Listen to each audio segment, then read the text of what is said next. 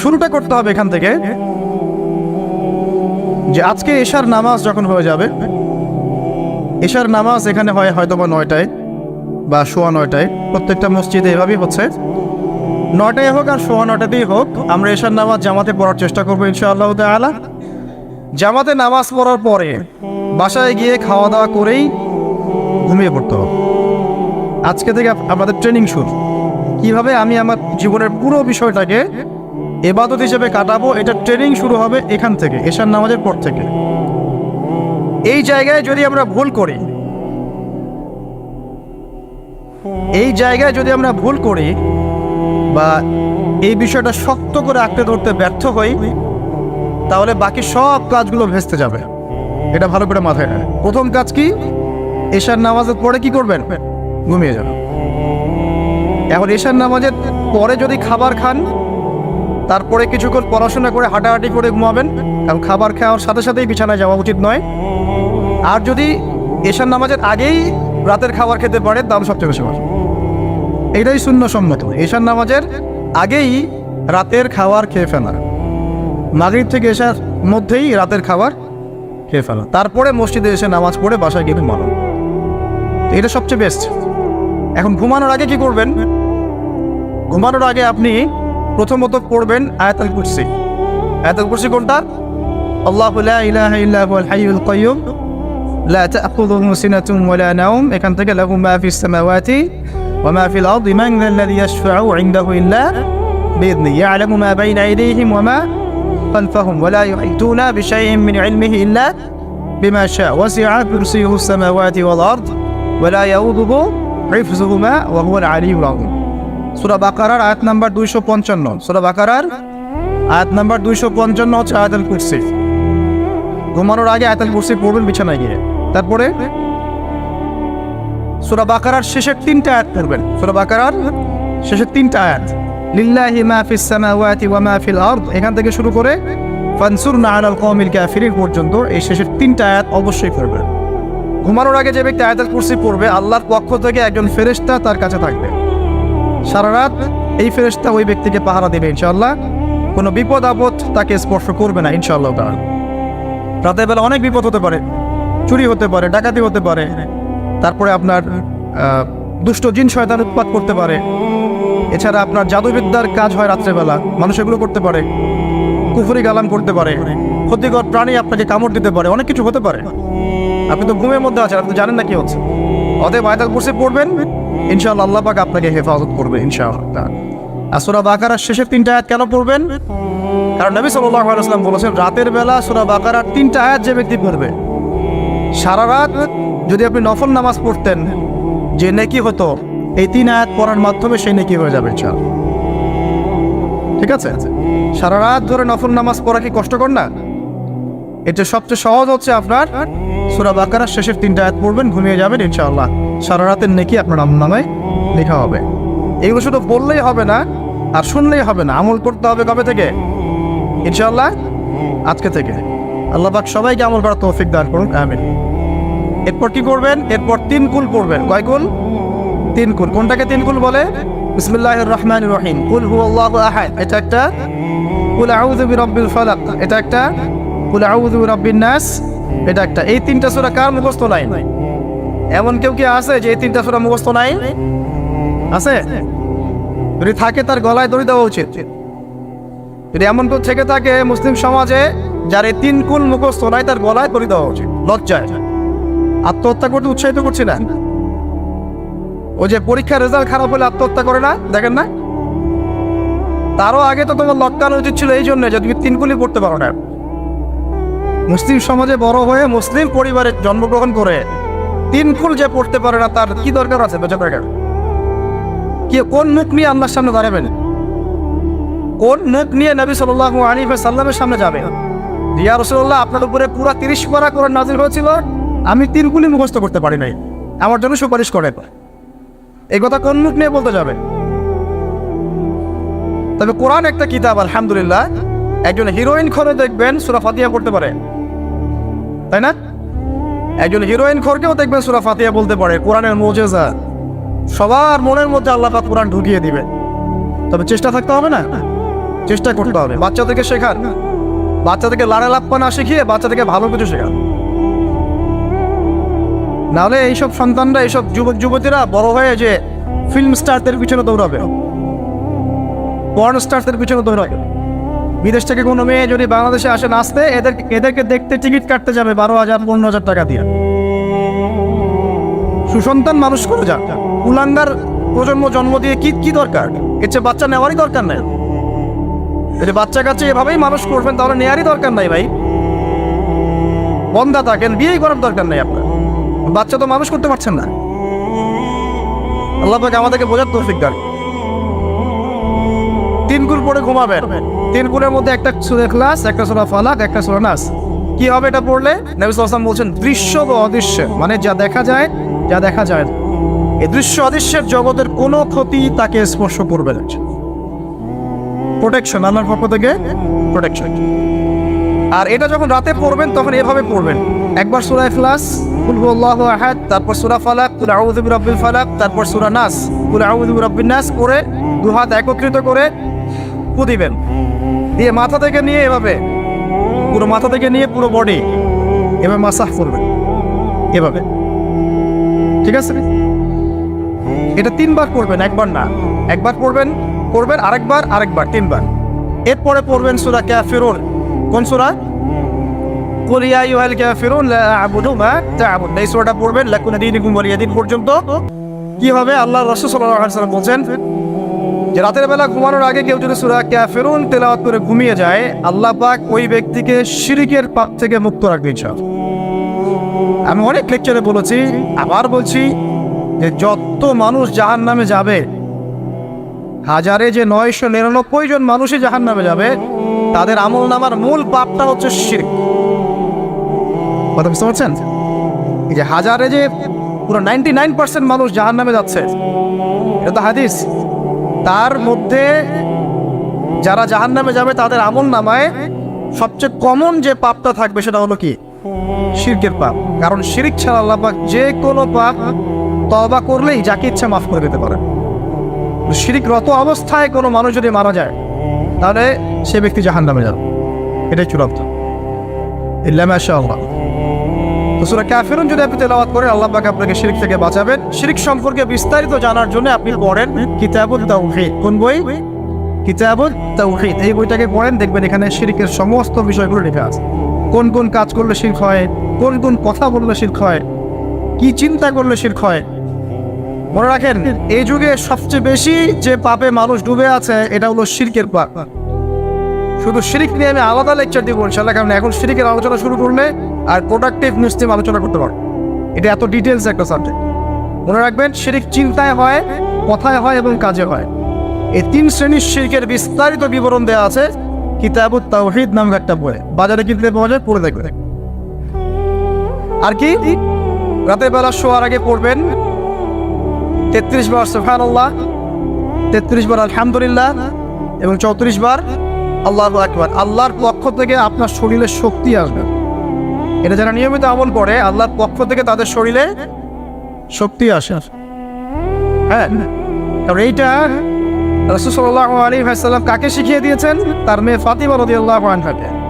ফাতিমা রাদিয়াল্লাহু আনহা এবং আলী রাদিয়াল্লাহু আনহু, তারা দুজন গিয়েছেন আল্লাহ রাসূলের দরবারে, গিয়ে বলেছেন আমাদেরকে একজন দাসী বা দাস দিন। বাসার অনেক কাজ আমরা করতে পারি না, লাগে না কাজের মানুষ? নবী সাল্লাল্লাহু আলাইহি ওয়াসাল্লাম বলছেন যে আমি কি তোমাদেরকে এমন কিছু শিখিয়ে দিব যেটা তোমাদের এই দাস দাসের অভাব পূরণ করে দিবে, প্রয়োজন হবে না? অবশ্যই শিখিয়ে দিন। তখন নবীজি শিখালেন সাল্লাল্লাহু আলাইহি ওয়াসাল্লাম যে ঘুমানোর আগে 33 বার সুবহানাল্লাহ পড়বে, 33 বার আলহামদুলিল্লাহ এবং 34 বার আল্লাহু আকবার। তোমাদের দাস দাসের প্রয়োজন হবে না ইনশাআল্লাহ। ওর ব্যাখ্যায় অনেক ওলামায়ে কেরাম বলেছেন যে এটা নিয়মিত আমল করতে থাকলে রোগ ব্যাধি কম হয়, শরীরে শক্তি আসে, এনার্জি বাড়ে, আপনি নিজের কাজ নিজেই করতে পারবেন ইনশাআল্লাহ। আসুন সামনে যাই। এরকম ঘুমানোর আরো বেশ কিছু আমল আছে, আমি অল্প কয়েকটা বললাম, এগুলোই করা শুরু করেন, আল্লাহ তৌফিক দান করবেন। আর যদি পড়েন ওযু করে ঘুমাতে পারলে আরো বেশি ভালো হয়। এবার আপনি ঘুমাচ্ছেন ডান কাত হয়ে, কি পড়বেন এই সময়? আল্লাহুম্মা বিসমিকা আমুতু ওয়া আহইয়া, আলহামদুলিল্লাহ, দোয়া সবার মুখস্থ আছে। এবার ঘুমান, এই যে ঘুমাচ্ছেন আপনি 3 ঘন্টা বা 4.5 ঘন্টা বা 6 ঘন্টা, আপনার এই পুরো ঘুমটা হবে ইবাদত ইনশাআল্লাহ। এবং পবিত্র অবস্থায় ঘুমানোর অভ্যাস করতে থাকলে আল্লাহর পক্ষ থেকে আপনি সত্য স্বপ্ন দেখতে পারেন। এখনকার সায়েন্স এগুলো বিশ্বাস করে না, আর এই সায়েন্সকে নিয়ে আমার কোনো মাথা ব্যথাও লাগে, কারণ এই আজকে একটা কথা বলে কালকে একটা কথা বলে, ঠিক আছে? আল্লাহর পক্ষ থেকে আপনি সত্য স্বপ্ন দেখতে পারেন। ইউসুফ আলাইহিস সালাম জেলখানায় বন্দী, সূরা ইউসুফ পড়ে দেখেন, তখন কয়েদিদের মধ্যে 2 জন স্বপ্ন দেখেছে। একজন স্বপ্ন দেখছে তার মাথার উপরে রুটি, উপর থেকে পাখি এটা ঠোকরে কি করছে, খেয়ে নিয়ে চলে যাচ্ছে। আর একজন স্বপ্ন দেখেছে যে সে শরাব পান করাচ্ছে একজনকে, আছে না সূরা ইউসুফে? তো ইউসুফ আলাইহিস সালাম বললেন যে যার মাথা থেকে পাখি ঠোকরে খেয়ে নিচ্ছে খাবার, তাকে শুলদণ্ড দেওয়া হবে। আর যে শরাব পান করাচ্ছে সে অতি শীঘ্রই মুক্ত হয়ে যাবে, জেল থেকে ছাড়া পেয়ে যাবে। কয়দিন পর তাই হয়। এই যে স্বপ্ন যারা দেখেছে এরা কি মুসলিম? এই স্বপ্ন যারা দেখেছে এরা কিন্তু মুসলিম না। ইউসুফ আলাইহিস সালাম মুসলিম, তিনি আল্লাহর নবী, তিনি স্বপ্নের ব্যাখ্যা করছেন, কিন্তু এখানে একজন অমুসলিমের স্বপ্ন সত্য হয়েছে। একজন অমুসলিমকে আল্লাহ পাক স্বপ্ন দেখাতে পারেন, দলিল আছে কোরআনে। সত্য স্বপ্ন বলে একটা বিষয় আছে, যেটার জন্য অবশ্যই আল্লাহর পক্ষ থেকে নূর দরকার, স্বচ্ছ একটা মন দরকার, কনফিন সালিম দরকার, বেশি বেশি আমল দরকার, হ্যাঁ, আধ্যাত্মিকত্ব দরকার, আল্লাহর মারিফাত দরকার। তারপরে ইনশাআল্লাহ সত্য স্বপ্নের প্রশ্ন আসবে। সারাদিন টিভি দেখে, গান সিরিয়াল দেখে, গালিগালাজ করে, গীবত তহমত করে, খোঁচাখুচি করে, চুলাচুলি করে, এদের সাথে সত্য স্বপ্নের কি সম্পর্ক? এদের কিন্তু শয়তান স্বপ্ন দেখা। কথা বুঝতে পারছেন?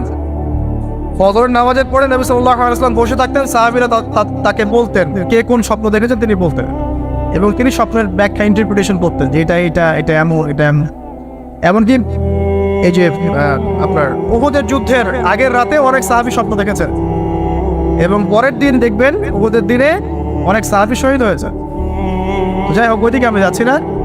তো এই যে ঘুমটা আপনি ঘুমাচ্ছেন, ইনশাআল্লাহ আপনার ঘুমটা কি হচ্ছে? ইবাদত হচ্ছে না?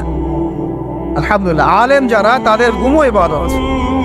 যারা যে মুসলিম, মুমিন, মুত্তাকি, আলেম, তাদের ঘুমগুলো কি ইবাদত। এখন ঘুমান শেষ, ঘুমের মধ্যে যদি দুঃস্বপ্ন দেখেন, তাহলে আপনি বাম দিকে 3 বার থুতু ফেলবেন, ফেলে আউযু বিল্লাহি মিনাশ শাইতানির রাজিম পড়বেন, পরে পাশ পরিবর্তন করে আবার ঘুমাবেন।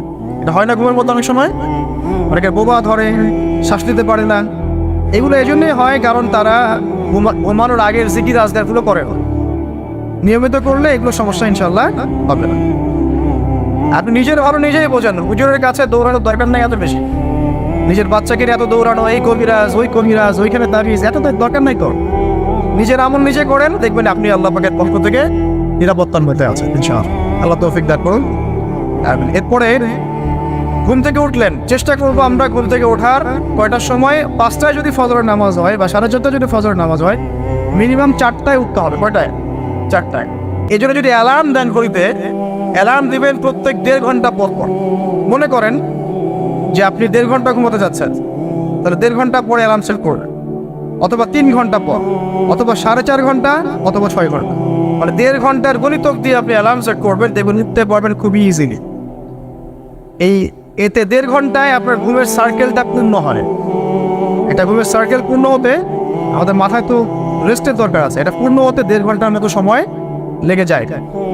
তো এটা একটা ট্রিক বললাম আপনাদেরকে, আপনি করতে পারেন, উপকৃত হবেন ইনশাআল্লাহ।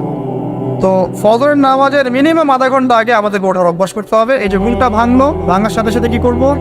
ভাঙার সাথে সাথে আল্লাহ শুকরিয়া, আলহামদুলিল্লাহিল্লাযী আহইয়ানা বা'দা মা আমাতানা ওয়া ইলাইহিন নুশুর। বাস, এই যে ইবাদত হয়ে গেল। এবার আপনি আরেকটা দোয়া পড়বেন, শিখে নেন। আপনি পড়বেন লা ইলাহা ইল্লাল্লাহ ওয়াহদাহু লা শারীকা লাহু লাহুল মুলকু ওয়া লাহুল হামদ ওয়া হুয়া আলা কুল্লি শাইইন কাদির সুবহানাল্লাহ আলহামদুলিল্লাহ ওয়া লা ইলাহা ইল্লাল্লাহ ওয়াল্লাহু আকবার লা হাওলা ওয়া লা কুওয়াতা ইল্লা বিল্লাহ আল্লাহুম্মা ইগফির। এটা পড়ার পরে হাত তুলে দোয়া করেন, যা দোয়া করবেন তাই পাবেন ইনশাআল্লাহ। এটা জানতেন না? তো এই দোয়াটা হচ্ছে দোয়া কবুলের অস্ত্র। ঘুম থেকে ওঠার পর যদি এই দোয়াটা করে দোয়া করেন, ইনশাআল্লাহ দোয়া কবুল হয়ে যাবে ইনশাআল্লাহ। আমাদের জীবনে চাওয়া পাওয়ার কি অভাব আছে? প্রচুর চাওয়া পাওয়ার। বৈধ চাওয়া পাওয়াগুলোকে পাওয়ার জন্য আল্লাহর সাথে সম্পর্ক করতে হয়। আর আল্লাহ পাকের সাথে সম্পর্কে কিছু ওসিলা মাধ্যম লাগে। এই দোয়াগুলো হলো মাধ্যম, আমলগুলো হচ্ছে মাধ্যম। তো আল্লাহ পাক যেমনটা বলেছেন, ফাযকুরুনি আযকুরকুম ওয়াশকুরুলি ওয়ালা তাকফুরুন, তোমরা আমাকে স্মরণ করো আমিও তোমাদেরকে স্মরণ করব। আল্লাহ পাক তো এভাবে বলেছেন, যখন একজন মানুষ মনে মনে আমাকে ডাকে আমিও মনে মনে ওকে স্মরণ করি। মনে করেন আপনি মনে মনে আল্লাহকে বলছেন, আল্লাহ আমি অসুস্থ, আমাকে শেফা দাও, বা আমার রিজিকের টেনশন আছে, আমার রিজিকের টেনশন দূর করে দাও, আল্লাহ আমাকে হেফাজত করে, আল্লাহ আমাকে দিনের জ্ঞান দাও, তোমার আনুগত্য করার তৌফিক দাও। যে মনে মনে আপনি আল্লাহকে ডাকছেন, নিঃসন্দেহে ওই মুহূর্তে আল্লাহ পাক আপনাকে স্মরণ করছে। সাত আসমান ভেদ করে আরশের উপর থেকে আল্লাহ পাক আপনাকে স্মরণ করছেন। আল্লাহ পাক বলছে, যখন একজন মানুষ জনসমক্ষে আল্লাহকে স্মরণ করে, যেমন আমরা এখন করছি, জনসমক্ষে সবার সামনে আল্লাহর কথা আলোচনা করছি, আল্লাহ পাক বলছেন আমিও তখন এর চেয়ে অনেক উত্তম জনসমাবেশে ওই বান্দাদের কথা স্মরণ করি। এই মুহূর্তে আল্লাহ পাক আমাদের কথা স্মরণ করছেন। আমাদের কোনো ফিলিংস আছে? আল্লাহর কথা, আল্লাহ আমাদের কথা স্মরণ করছেন, ওই যে যুবক ছেলে বসে বসে ফোন কিনছে, কোন ফিলিংস আছে? মানে মনস্তাত্ত্বিক ভাবে অন্তরে যখন নূর থাকে না, পাপ করতে করতে যখন অন্তরটা কলুষিত হয়ে যায়, কোনো ফিলিংস কাজ করে। খুন করবে, কোনো ফিলিংস নাই। সুদ খাচ্ছে, কোনো ফিলিংস নাই। জেনা করছে ডেইলি, কোনো ফিলিংস নাই। দেখবেন ঘুষ নিচ্ছে, দুর্নীতি করছে, মানুষের সম্পদ আত্মসাৎ করছে, যারা পরিমাণ ফিলিংসও নাই, আমি একটা পাপ করছে। কখন এরকম হয় জানেন? যখন এক কথায় যখন মানুষ পাপ করতে করতে করতে করতে, এই যে কলব বলে একটা কথা আছে, এই কলবের উপরে কালো কুৎসিত একটা মরিচা পড়ে যায়, তখন আর ফিলিংস কাজ করে। তো ফিলিংস কাজ করার বুদ্ধি কি? দুইটা বুদ্ধি আছে। এক, বেশি বেশি কোরআন তেলাওয়াত করা, তাহলে অন্তরের মরিচা দূর হয়ে যাবে ইনশাআল্লাহ। আর দুই হচ্ছে বেশি বেশি মৃত্যুর কথা স্মরণ করা, মনের মধ্যে যে কালিমাগুলো আছে আস্তে আস্তে দূর হবে ইনশাআল্লাহ। মৃত্যুর কথা কে স্মরণ করে? এখন মানুষের চলাফেরা করে এমন ভাবে যে কোনোদিন মরবেই না। কে স্মরণ করে? যে টেবিলের তল দিয়ে ঘুষ নিচ্ছে ও স্মরণ করে মৌতের কথা। যে মেয়েটা বোরখা পরে যে ডেটিং করে বেড়াচ্ছে, জেনা করে বেড়াচ্ছে, ও কি মৃত্যুর কথা স্মরণ করে? যে ছেলেটা এখনকার যুব সমাজের বেশিরভাগই মাদকের সাথে সম্পৃক্ত, গার্লফ্রেন্ড বয়ফ্রেন্ড অ্যাফেয়ার্সে আছে, হ্যাঁ, টিকটক প্রজন্ম, আড্ডাবাজি করে সময় কাটায়, গুন্ডামি করে, মাস্তানি করে, এর হয়তো কোনো ফিকির আছে? একজনকে বড় দায়িত্ব দেওয়া হয়েছে, সবার সম্পদ লুটপাট করে খাচ্ছে, এর মৌতের ফিকির আছে নাকি? এর মধ্যে ফেরাউনি চেতনা এসেছে, আনা রব্বুকুমুল আ'লা, আমি মহান রব, আমি তোমাদের মহান রব। ওদের মধ্যে ওই চেতনা কাজ করছে যে সূরা মুমিনুনে যেটা বলা আছে যে আমরা এখানেই জন্ম নেই, এখানেই মারা যাই, আমরা পুনরুত্থিত হব। ইন হিয়া ইল্লা হায়াতুনা দুনিয়া নামুতু ওয়া নাহইয়া ওয়া মা নাহনু বিমাবউসিন, আমরা এই দুনিয়াতেই বাঁচি, দুনিয়াতেই মরি, আমাদের কোনো পুনরুত্থানের কিছু নাই। এদের চেতনা এমন। কে ফিকির করে মত? অথচ আপনি দেখছেন যে প্রতিনিয়তই কোনো কারণ ছাড়াই মানুষ নাই, কোনো কারণ লাগে না। এখন তো কারণ ব্যাখ্যা করতে আমরা পছন্দ করি, এই কারণে ওইটা হয়েছে, ওই কারণে এটা হয়েছে। এটাকে বলে কার্যকারণ তত্ত্ব। দর্শনের ভাষায় কি বলে? কার্যকারণ তত্ত্ব। এটা আপনারা ফিলোসফি পড়লে বুঝবেন। প্রত্যেকটা কাজের পিছনে একটা কারণ থাকে, আমরা কারণটা সার্চ করি বেশি। এখন কারণ ছাড়াই মানুষ ডেড। এই যাচ্ছে উপরে একটা সুন্দর করে বড় একটা পাথর ঝুলছে, সব পাস হয়ে যাচ্ছে ওখান থেকে। মানে রাস্তায় কাজ চলছে, উপরে আবার এটা ঝুলছেও, আর মানুষ আবার অন্য যাতায়াত করছে। তো যারা রাখছে ওদের ইন্টেলেকচুয়াল অবস্থা চিন্তা করেন, আর যারা আমরা উত্তল দিয়ে যাচ্ছি তারও অবস্থা চিন্তা করেন।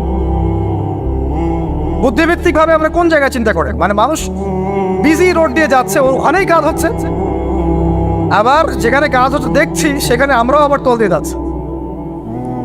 সবাই পাস হয়ে গেল, যাদের তাকদিরে লেখা ছিল মৌত এক মুহূর্তের মধ্যে শেষ। কি কারণ ব্যাখ্যা করবেন? কোনো সায়েন্স দিয়ে ব্যাখ্যা করতে পারবেন? পারবেন না। ওই ময়মনসিংহে ওই যে মহিলাটা যাচ্ছে, ট্রাক মেরে দিয়ে চলে গেল, মহিলার পেট থেকে বাচ্চা ফেটে পেট ফেটে বাচ্চা বের হয়ে গেল, বাচ্চা জীবিত, মা ডেড। সায়েন্স দিয়ে ব্যাখ্যা করতে পারবেন? এটাই তাকদির। একেই বলে তাকদির, যেটাকে সায়েন্স দিয়ে ব্যাখ্যা করা যায় না, বিজ্ঞান দিয়ে ব্যাখ্যা করা যায় না। এরকম ঘটনা কত ঘটছে। দুজন বসে আছে, হাজবেন্ড ওয়াইফ, হাজব্যান্ডের যাওয়ার কথা, হাজব্যান্ড ওয়াইফের গাড়িতে বসছে আর ওয়াইফ হাজব্যান্ডের গাড়ি ড্রাইভ করছে। আর এই হাজব্যান্ডের দুশ্মন যে ছিল সে টার্গেট করেছিল যে ওই লোকটাকে গুলি করে মারবে রাস্তায়। যেহেতু ওয়াইফ হাজব্যান্ডের গাড়ি ড্রাইভ করছে, রাস্তায় ওয়াইফ ডেড, হাজব্যান্ড জীবিত। তাকদির। তো তাকদিরকে কি আপনি এই ভাগ্যটা কি আপনি সায়েন্স দিয়ে ব্যাখ্যা করতে পারবেন? সম্ভব? অহরহ এরকম মৌতের ঘটনা ঘটছে। তারপরেও দেখবেন যুবকদের এই বিলাসিতা, এই মানে আড্ডাবাজি, মেয়েদের পিছনে ঘোরা, এই যে মাদক সেবন করা, টিকটক করা, বুদ্ধি প্রতিবন্ধী প্রজন্মের মতো, এগুলো থামছে না। কোনো শিক্ষাই তারা নিতে যাচ্ছে না। এই বয়স হয়ে গেছে, অনেক বয়স, দেখবেন ওই যে চায়ের দোকানে বসে ক্যারাম খেলছে। বুড়া মানুষ, তার হায়াতের কতদিন বাকি আছে আল্লাহ ভালো জানেন। দেখবেন বিদ্যুৎ কোনো টেনশনই নাই, ক্যারাম বোর্ড খেলছে, লুডো খেলছে। দেখেন আর যে আপনাদের গ্রামাঞ্চলে যে চায়ের স্টলগুলো আছে, দেখবেন ওই যে টিভি ছেড়ে রেখে দেখেন, ঘন্টার পর ঘন্টা টিভি চলছে, মানুষ চা খাবে 1 কাপ আর টিভি দেখবে 5 ঘন্টা। ওর যে হায়াতের কোনো মূল্যই তার কাছে না। আল্লাহ পাক তাকে একটা সময় দিয়ে পাঠিয়েছেন, কোনো ফিলিংসই নেই। অথচ মানুষ প্রতিদিন, দিনে রাতে, প্রত্যেক দিন মানুষ অহরহ মারা যাচ্ছে। যাদের ভিতরে মৌতের চিন্তা আছে তারা কিন্তু পাপ কম করলেও ফিরে আসে আল্লাহর দিকে, কারণ তাদের প্রতি মৌতের ফিকির আছে। আর যাদের মৃত্যুর কোনো চিন্তা নাই, তারা এই রাজনীতি বলে